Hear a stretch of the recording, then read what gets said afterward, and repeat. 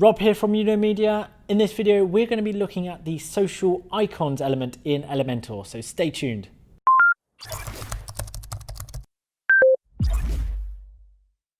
At Media, we help companies to grow and thrive using the latest tools, tricks, and marketing techniques.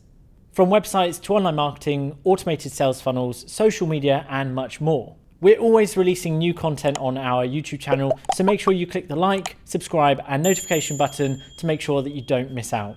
Just before we get going, I want to tell you about an exclusive offer we have on at the moment. We're giving away free access to our paid Hub platform to the first 50 people that click the link in the description. We're going to be putting this link in the description of all of our videos, so make sure that you get in there as quick as you can. Within Hub we have created over 100 training videos in 13 courses, including a course on how to build a website using Elementor. You'll also find recorded webinars and a host of other free content, so remember to click the link in the description. Let's get on with the video. Hello, welcome to this video. We're going to be talking about the social icons element in Elementor. Before we begin then, I've got a page layout of Elementor full width. I've got one section here with one column in, and I've changed the background color of the section to blue. To get back to our elements then, we just need to click the grid here. So let's search for social icons here. Let's drag the tile into our column, and this is what we have by default. In this video, we're going to go through content and style. A lot of the advanced options have their own videos, so I recommend you go and check this out. But for now, let's go to content and start. So this works very similar to other list kind of elements in Elementor. All we have to do is add items. We can delete them with the cross, or we can even duplicate. To actually change the content of an icon or the item in the list, we can click on it and it opens up the settings. So here we've got the Facebook icon, which can be found within this huge icon library that comes with Elementor. I'm going to leave it as it is, but you can see here we've also got Pinterest, we've got Snapchat, and so on. Let's leave it on Facebook, click insert. We've got a link, so we can link our Facebook profile. If we're sending them away from the website, make sure you click the cog, select open in window, and this will mean that when they're done looking at your Facebook page, for example, then they will return onto this page when they click the X. Let's close that. And then we've got the color. So we can have the official color, or we can have a custom color. We can change the colors here. So we've got primary. So let's just change that to the green, for example, and the color, the secondary color, we will change to the blue. So it just looks like it's transparent. We can do this for all our icons, or we can leave it on official. We can separately color them if we want to. I'm actually going to leave them all on their official colors, as that's how people will recognize these brands, for example, on your website. We've also got the shape. So we've got square and circle. I'm going to leave them on square.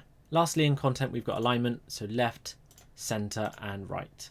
And I may as well leave them on center in this video. So I'm just going to stop for a moment so that you can add your own social media icons. Don't forget, you can explore the library, find the social media platforms that you use. Currently I'm in the recommended tab, as you can see here, but if you can't find the icon you need, go to all icons here and you'll have the full library.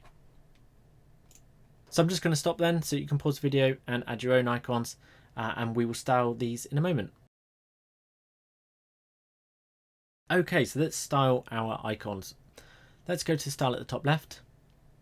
So we've seen this option already. We've got official color and custom color. Now if we change the custom colors in here, this will apply to all of them, whereas if you change the color in content, you'll change them individually. So in this case, we are going to change them all to the green, and the secondary color I'm actually going to keep white. We've then got the size. So we can make these quite large. I will leave them quite large for now. We've also got the padding. So the padding is the space between the icon itself and the edge of the button, if you like.